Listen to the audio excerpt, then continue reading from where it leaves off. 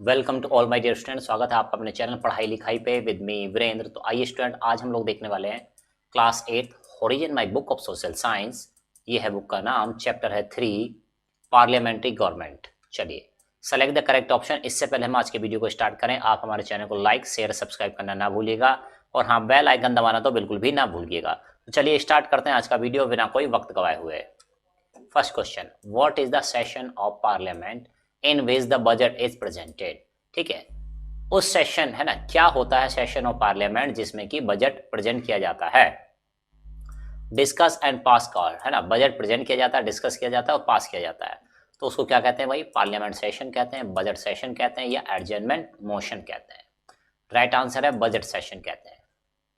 What is Rajya Sabha? Rajya Sabha क्या है? A permanent body है, एक चेंजिंग बॉडी है, ए री इलेक्टेड बॉडी है। राइट आंसर है permanent body.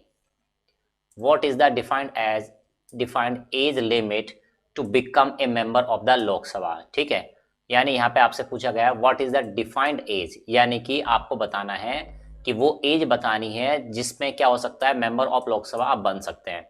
25 years, 21 year, 30 years. ठीक है, तो चलिए राइट आंसर है 25 ईयर्स। ठीक है, next, at what time can the members of parliament question the minister. ठीक है, एट व्हाट टाइम, किस समय पर मेंबर्स ऑफ पार्लियामेंट जो है वो क्वेश्चन कर सकते हैं मिनिस्टर से। तो देखिए बेटा, 0 आवर्स में, क्वेश्चन आवर में या एट एनी टाइम, कभी भी कर सकते हैं। जहां मिल गए वही पकड़ लिया उनको, है ना, क्वेश्चन करना शुरू कर दिया। चलिए आंसर है क्वेश्चन आवर में ऐसा कर सकते हैं। What is the maximum number of Rajya Sabha member. Rajya Sabha के मेंबर्स की मैक्सिमम लिमिट कितनी है? 250, 238, 240। राइट आंसर है 250। Next, fill in the blank question आ चुके हैं। A person should be fill in the blanks years old to become the member of Rajya Sabha. यानी एक पर्सन को क्या होना चाहिए, कितनी ईयर्स का होना चाहिए, उसकी एज कितनी होनी चाहिए ताकि वो राज्यसभा का मेंबर बन सके। राइट आंसर है 30 years of age. Fill in the blanks is more powerful. ठीक है, इसमें पूछा है is more powerful than the Rajya Sabha. Rajya Sabha से ज्यादा पावरफुल, है ना, यानी fill in the is more powerful than Rajya Sabha. Rajya Sabha से भी ज्यादा पावरफुल कौन है? तो भाई ये है Lok Sabha is more powerful than the Rajya Sabha. चलिए next, fill in the blanks है the plays an important role in the election of the president and the vice president. ठीक है, ये एक इंपॉर्टेंट रोल प्ले करता है किसमें? प्रेसिडेंट और वाइस प्रेसिडेंट के इलेक्शन में। तो इसका नाम है द इलेक्टोरल। ठीक है, प्लेज एन इंपॉर्टेंट रोल। चलिए next, the members of the, किस तरह के मेंबर्स हैं? Are directly elected by the people, सीधे लोगों के द्वारा चुने जाते हैं। तो ये है Lok Sabha. Fill in the blanks, the is dissolve after every 5 years. ये हर 5 साल बाद डिसॉल्व कर दी जाती है। तो ये है हमारी Lok Sabha. State true false question आ चुके हैं। First question, a money bill can be initiated in Rajya Sabha. Money bill को राज्यसभा में इनिशिएट शुरुआत की जा सकती है। ट्रू और false? False. Normal life of the Lok Sabha is 6 years. ठीक है, तो यानी कह रहा है कि लोकसभा की जो नॉर्मल लाइफ होती है वो 6 ईयर होती है। क्या ये ट्रू है या फॉल्स है? ठीक है, तो ये फॉल्स है बेटा। Next, our parliament consist of the president, the Lok Sabha and the Rajya Sabha. क्या सही बात है? Yes, it's true. Rajya Sabha is permanent house, Rajya Sabha एक परमानेंट हाउस है। यस, ट्रू बेटा। Next, the president can nominate 12 members in the Lok Sabha. President 12 member को, है ना, क्या कर सकता है, लोकसभा में नॉमिनेट कर सकता है। क्या ट्रू है? इट्स फॉल्स बेटा। Next, differentiate between the following, Lok Sabha Rajya Sabha. चलिए तो बात करते हैं, the lower house of the parliament is called the Lok Sabha. Lower सदन जो है उसका, ठीक है, उसको कहा जाता है Lok Sabha. The Rajya Sabha is known as the upper house. Rajya Sabha को अपर हाउस के नाम से हम जानते हैं। Second, the members of this body are directly elected by the Indian voter. ये जो लोकसभा होती है इसके जो मेंबर होते हैं, विधायक जिसको आप मतलब सांसद इसको आप कह रहे हैं अगर कंट्री की बात कर रहे हैं तो, ठीक है, तो इसमें क्या होता है, लोगों के द्वारा डायरेक्ट चुने जाते हैं। The members of this house are not directly elected by the people. लोगों के द्वारा डायरेक्ट नहीं चुने जाते हैं। अब बात करते हैं ऑर्डिनरी बिल की और मनी बिल की। An ordinary bill can originate in either by both the houses of the parliament and must be pass by both the house before going for president asset. ठीक है, तो इसमें कहा गया an ordinary bill जो होता है बेटा कैन ओरिजिनेट इन आइदर, यानी चाहे वो लोकसभा से हो सकता है और चाहे राज्यसभा से इनिशिएट किया जा सकता है। ठीक है, पास बाय बोथ द हाउसेज। ठीक है, किसी भी दोनों हाउस से क्या हो सकता है, पास हो सकता है। Before going for the president, यानी प्रेसिडेंट के पास जाने से पहले दोनों हाउस से पास होना जरूरी है। मनी बिल की बात करते हैं वहीं पे, है ना। In case of money bill the Rajya Sabha has no power, Rajya Sabha के पास कोई पावर नहीं है। A money bill can originate only in the Lok Sabha, इसको केवल लोकसभा से ओरिजिनेट किया जा सकता है। शॉर्ट आंसर टाइप क्वेश्चन की बात करते हैं। What are the different organs of the Indian government, Indian government के कौन कौन से ऑर्गन्स होते हैं, यानी कौन कौन से पार्ट्स हैं उसके। तो चलिए जानते हैं। Indian government has 3 organ branches, कौन कौन सी हैं। नंबर 1 है द लेजिस्लेचर, क्या करती हैं, it is the organ that makes law, ये लॉ बनाती हैं, ठीक है। और यहाँ पे बात करते हैं आगे चल के, in India this is done by the parliament at the centre, ये पार्लियामेंट के द्वारा, सेंटर की बात करें तो वहाँ पे पार्लियामेंट करती है, एंड स्टेट राज्य की बात करें स्टेट लेजिस्लेचर की इन द स्टेट, तो वहाँ पे स्टेट लेजिस्लेचर ये काम करती है। Second the executive, it is the organ that implement the law, जो है ना कानून को, लॉ को लागू करवाती है। The president, the prime minister and the council of minister that is cabinet form the executive at the centre, तो इनको मिला के क्या बनती है, हमारी एग्जीक्यूटिव बनती है। The governor, the chief minister and the council of ministers comprise the executive in the state. भाई स्टेट की बात करें भाई, जैसे वहां पे प्रेसिडेंट होता था, राज्य में स्टेट में गवर्नर होता है, जैसे पीएम होता है यहाँ पे सीएम होता है, एंड काउंसिल ऑफ मिनिस्टर है ना, जैसे मिनिस्टर काउंसिल ऑफ मिनिस्टर होती थी जिसको कैबिनेट कहते थे, यहाँ पे क्या काउंसिल ऑफ मिनिस्टर होती है यहाँ पे भी, ठीक है। तो इस तरह से कॉम्बिनेशन इनका बनता है। नेक्स्ट द जुडिशरी की बात करते हैं। It is the organ that settle dispute and administers justice, ये सेटल करती है डिस्प्यूट, कोई भी चीजों को लेकर विवाद होता है तो उसको एडमिनिस्टर करती है ना, जस्टिस न्याय देने का काम करती है। In India the supreme court, the high courts and the lower court form the judiciary, इन सब से मिलके क्या बनते हैं, सुप्रीम कोर्ट बनते हैं, ठीक है। हाई सुप्रीम कोर्ट हो गए, हाई कोर्ट हो गए, लोअर कोर्ट हो गए, ये हमारी जुडिशरी बनाती है। चलिए ये सारी चीजें मिलकर जुडिशरी कहलाती हैं। Next what are the qualification for a person to be elected as a member of Lok Sabha, ठीक है। तो अब कहा जा रहा है कि क्या क्वालिफिकेशन होती है पर्सन की to be elected as a member of Lok Sabha, कि उसको लोकसभा का मेंबर चुना जाए। तो जानते हैं, he must be citizen of India, Bharat का नागरिक होना चाहिए। He should be at least 25 years of age, उसकी उम्र कम से कम 25 साल होनी चाहिए।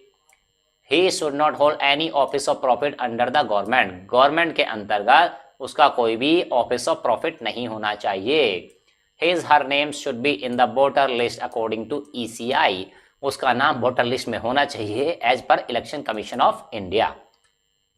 Next what is budget, budget क्या होता है, एक क्वेश्चन मार्क हटा देंगे भाई, डबल नहीं है कि 2 बार पूछा गया क्वेश्चन, ठीक है। तो बजट क्या होता है, बजट सेशन, ठीक है।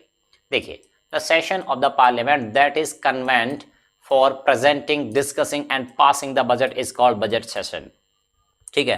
तो इसमें आपको बताया जा रहा है कि भाई देखो ऐसा है, ऐसा सेशन पार्लियामेंट का that is convent for presenting, जिसमें कि बजट प्रेजेंट किया जाता है, डिस्कस किया जाता है और पास किया जाता है, उसको हम बजट सेशन कहते हैं।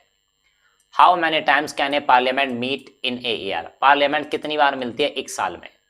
Answer at least twice in year, कम से कम 2 बार। Name the 3 types of list in the constitution that define the powers of the centre and the state, ठीक है। वो कह रहा है कि भाई देखो ऐसा है, क्वेश्चन में पूछा गया आपसे, ठीक है। 3 टाइप्स ऑफ लिस्ट आपको बतानी है कॉन्स्टिट्यूशन के अंतर्गत, power of centre and state, जिसमें डिफाइन की गई है power of centre and state की। चलिए union list, it contain 97 subject, union list में क्या होती है, इसमें होती है 97 सब्जेक्ट्स होते हैं, on which only the parliament can make law, जिनके बारे में केवल पार्लियामेंट ही नियम बना सकती है, लॉ बना सकती है। द इंपॉर्टेंट सब्जेक्ट इंक्लूड, जैसे कि रेलवे हो गया, नेशनल हाईवेज हो गए, शिपिंग हो गई, एयरवेज हो गए, फॉरेन अफेयर्स हो गए, इंटरनेशनल कॉन्टैक्ट्स हो गए, UNO हो गए, मेट्रोलॉजिकल हो गए, आर्मी हो गई, एयरफोर्स हो गई, navy, post and telegraph, wireless telephones है ना, कॉइनेज, बैंकिंग, ठीक है, करेंसी, एंशिएंट मॉन्यूमेंट्स एक्सेट्रा, इनके बारे में केवल यूनियन लिस्ट में सब्जेक्ट डाले गए हैं। तो इसमें क्या होगा, केवल यही क्या होगी, हमारी सेंट्रल गवर्नमेंट जो होगी ये लॉ बना सकती है। वहीं बात करते हैं, सेकंड है आपकी state list, it contains about 66 subject, इसमें 66 सब्जेक्ट होते हैं। On base the state government can make law, जिसके बारे में स्टेट गवर्नमेंट लॉ बनाती है। द इंपॉर्टेंट सब्जेक्ट इंक्लूड, जैसे कि पुलिस है, प्रिजन्स हो गए, लॉ कोर्ट्स हो गए other than the supreme court and the high court के अलावा, हॉस्पिटल्स हो गए, सैनिटेशन हो गया, कैटल हो, हेल्थ हो गई, ठीक है, agriculture, roads, forest, irrigations, fisheries, animal husbandry etcetera हो गए यहाँ पे चीजें। नेक्स्ट बात करते हैं, अब आती है कंकरेंट लिस्ट, है ना। ये क्या होती है, समवर्ती सूची भी इसको कहते हैं। तो इस पे दोनों, है ना, स्टेट, राज्य भी और सेंटर भी और क्या कहते हैं, स्टेट भी नियम कानून लॉ बना सकते हैं। इट कंटेन्स अबाउट 47 सब्जेक्ट, इसमें लगभग 47 सब्जेक्ट होते हैं। On which both the parliament and the state legislature can make law, जिसके बारे में स्टेट लेजिस्लेचर और सेंटर यानी हमारी पार्लियामेंट भी लॉ बना सकती है। But the law passed by union legislature parliament on the subject shall prevail over those passed by the state legislature. लेकिन क्या होगा अगर भाई सेम टॉपिक पे, सेम सब्जेक्ट पे सेंटर में लॉ बना दिया और स्टेट नहीं बना दिया, तो सेंटर के जो लॉ होंगे वो ज़्यादा माने जाएंगे, या अगर दोनों ने बनाया और सेंटर ने और कोई लॉ बना दिया तो फिर वो वाले स्टेट वाले लॉ फीके पड़ जाएंगे। ठीक है, तो यानी प्रिविलेज दी जाएगी किसको, सेंटर के बनाए गए लॉ को। द इम्पोर्टेंट सब्जेक्ट इंक्लूड, जैसे कि मैरिज हो गए, मेडिकल हो गया, मेडिकल प्रोफेशन हो गए, ज्वाइंट फैमिली हो गई, अदर प्रोफेशन हो गए, बुक्स हो गए, न्यूज़पेपर्स हो गए, trade union, labour welfare, factories, religious and, है ना, endowment, civil and criminal procedure, ठीक है, इलेक्ट्रिसिटी एक्सेट्रा। लॉन्ग क्वेश्चन की तरफ मूव करते हैं। चलिए, describe the election and working of Lok Sabha in detail. आपको इलेक्शन के बारे में बताना है और लोकसभा की वर्किंग के बारे में डिटेल में बताना है। चलिए बात करते हैं आंसर की। The seat in Lok Sabha are distributed between the states and the union territory depending upon the distribution of population। जो सीट्स होती हैं यानी जो मेंबर्स होते हैं, है ना, सीट से चुन के आते हैं वो, तो सीट्स होती हैं लोकसभा की वो डिस्ट्रीब्यूट की जाती हैं स्टेट एंड यूनियन टेरिटरी में। ठीक है, depending upon the distribution of population, यानी कहाँ पे कितनी पॉपुलेशन है इस बात पे डिपेंड करता है। जहाँ ज़्यादा पॉपुलेशन वहाँ पे नंबर ऑफ सीट ज़्यादा। Every adult of 18 years of age or more has the right to vote। 18 या उससे साल से ज्यादा का जो पर्सन होता है वोट डाल सकते हैं। ठीक, चलिए आगे देखते हैं। Voting is done on the basis of secret ballot, है ना, सीक्रेट बैलेट के बेसिस पे की जाती है, मतलब आप किसको डालना है ये किसी को पता नहीं चलेगा। Next, one member from each constituency is elected as a member of the Lok Sabha. ठीक है, अब कह रहे हैं एक मेंबर चुना जाता है हर कॉन्स्टिट्यूएंसी से, है ना, as a member of Lok Sabha के तौर पर। ठीक, election for the Lok Sabha seat were first held in 1952। सबसे पहले लोकसभा की सीट के लिए इलेक्शन जो हुआ था वो 1952 में हुआ था, under the constitution of India, Bharat के संविधान के अनुसार। At that time the voting age was 21 year, उस समय वोटिंग एज 21 साल हुआ करती थी, आज तो 18 साल है। Which later was decrease to 18 years in 1988, है ना, 1900, है ना, उसके बाद 88 में जाके ये 18 साल कर दी गई। The working of the parliament is done either in English और इन हिंदी लैंग्वेज, और जो पार्लियामेंट की वर्किंग होती है या तो हिंदी में होगी या इंग्लिश में होगी। The tenure of Lok Sabha is for 5 year, जो टेन्योर होता है, कार्यकाल होता है लोकसभा का, वो 5 साल का होता है। इफ अंडर एनी सर्कमस्टांसेस, यानी कुछ ऐसी परिस्थिति बनती हैं, the elected government enjoy the support of the majority of the elected members of the parliament, it can be dissolve by the president who can call for fresh elections. ठीक है, अब वो कह रहा है कुछ ऐसी कंडीशन बन जाती है कि इलेक्टेड गवर्नमेंट जो है enjoy the support of the majority of the elected members. ठीक है, उसके पास ज्यादातर जो इलेक्टेड मेंबर है उनकी मेजोरिटी है of the parliament, it can be dissolve by president. फिर भी, ठीक है, यानी कुछ विशेष परिस्थिति अगर बन गई हैं तो प्रेसिडेंट क्या कर सकता है, उसको डिसॉल्व कर सकता है, खत्म भी कर सकता है, हु कैन कॉल, और कह सकता है कि चलो फिर से इलेक्शन कराओ। ठीक है, तो इस तरह की चीजें प्रेसिडेंट के हाथों में होती है, वो ऐसी चीज कर सकता है। तो डिपेंड करता है कंडीशन, परिस्थितियां क्या है। चलिए, the quorum of the Lok Sabha is 1/10 of the total strength of its member. जो कोरम होता है वो क्या है बेटा, quorum of the Lok Sabha is 1/10, वो होता है 1/10 of the total strength of its member. It means it can not function unless 1/10 of the its total member are present. ठीक है, यानी कि सपोज करो भाई कहीं पे अगर मान लिया टोटल है, कितने हैं कि भाई टोटल हो गए 500 मेंबर हो गए, और उनमें से 99 मेंबर्स आए हैं और कोई काम करना चाह रहे हैं वहां पे पार्लियामेंट में, है ना, संसद में अपना कुछ काम करना चाह रहे हैं, तो वो नहीं हो पाएगा। ठीक है, नहीं हो पाएगा मीन्स यानी कोई बिल पास कराना है, कुछ भी कराना है, तो ऐसे काम नहीं हो पाएगा जब तक, है ना, 1/10 से कम अगर कोई भी चीज है तो आप कोई भी फंक्शन वहां पे नहीं कर सकते। Why India choose to have a parliamentary form of government, India ने क्यों चुना कि हम पार्लियामेंट्री फॉर्म ऑफ गवर्नमेंट से चलेंगे। चलिए, with the advent of independence, जैसे ही हमें इंडिपेंडेंस मिली, our leaders felt the need of government that was sensitive to people aspirations. तो हमने पाया कि हमारी गवर्नमेंट को क्या होना चाहिए कि भाई लोग क्या चाहते हैं, उनके एस्पिरेशन क्या है, उनकी इच्छाएं क्या हैं, इससे हमारी गवर्नमेंट का लेना देना रहे, उनसे हमेशा जुड़ाव महसूस करें, उसको सेंस करें। This was realised with the incorporation of the principle of universal adult franchise. ठीक है, तो इसके बाद उन्होंने रियलाइज किया with the incorporation of the principle of universal adult franchise, यानी कि जितने भी 18 साल से ऊपर के लोग हैं वो सब वोट डालेंगे तभी तो वो उसमें पार्टिसिपेट कर पाएंगे। That is an adult, all the adult citizens of India have the right to vote. जितने भी एडल्ट लोग हैं वो क्या कर पाएंगे, वोट कर पाएंगे इन the constitution of independent India, स्वतंत्र भारत के कॉन्स्टिट्यूशन में, संविधान में जो इलेक्शन होंगे उनमें। Next, the parliamentary form of government is one in which the power is in the hands of the parliament. Parliamentary form of government में क्या होता है, जो पावर होती है, अल्टीमेट पावर होती है, वो पार्लियामेंट के हाथों में होती है और पार्लियामेंट होती है लोगों के हाथों में। ठीक है, the parliament form of government is considered to be more flexible, ये ज्यादा फ्लेक्सिबल मानी जाती है। There is no fix tenure of the executive, क्योंकि जो एग्जीक्यूटिव हैं, जो काम करने वाले लोग हैं, उनका कोई फिक्स टेन्योर नहीं होता है। Describe in detail the powers and function of the parliament, तो आपको डिटेल में बताना है, समझाना है कि भाई देखो क्या होता है पावर्स एंड फंक्शन, क्या पावर है, क्या फंक्शन है पार्लियामेंट के। चलिए, तो पहला काम बताते हैं law making. The parliament can enact new laws or change the existing laws on all the 97 subject of the union list. तो ये कह रहे हैं कि पार्लियामेंट क्या कर सकती है, इनेक्ट न्यू लॉ, नए लॉ बना सकती है, पुराने एग्जिस्टिंग लॉ को चेंज कर सकती है, जो कि 97 सब्जेक्ट्स पे होते हैं, यूनियन लिस्ट में है। नेक्स्ट, ओके, सेकेंड है control on the national finance. National finance पे जो है ना, क्या कर सकते हैं, कंट्रोल कर सकते हैं। कैसे, it has control over the income and expenditure of the central government.